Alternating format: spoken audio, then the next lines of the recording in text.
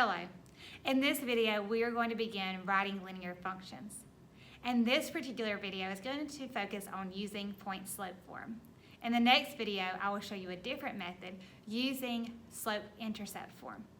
So, let's begin. What is point-slope form? Remember that really long form that you learned in middle school? Y minus y1 equals m times x minus x1? Yeah.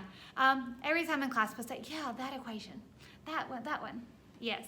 It is not as familiar to us as y equals mx plus b, but we are familiar with it.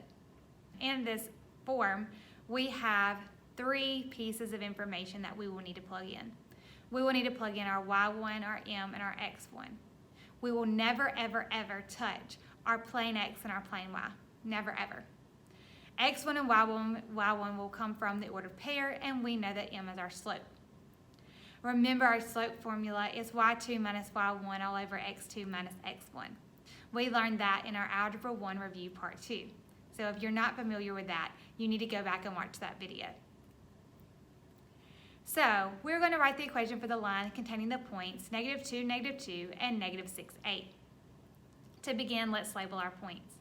-2 is x1, -2 is y1, -6 as x2, and y2 as 8.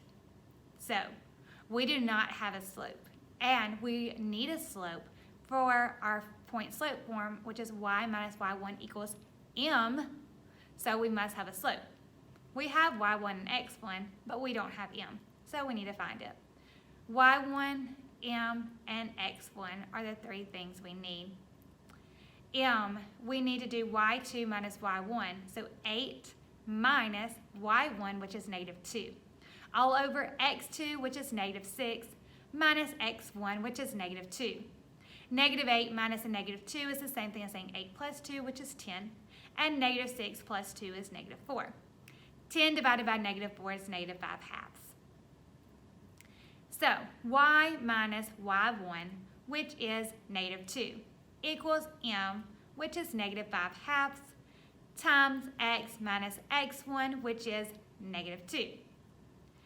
Y plus 2, and we're going to distribute, because minus and negative is the same thing as plus, we're going to distribute our -5/2, -5/2 x, and then our -5/2 again, which is going to be -5.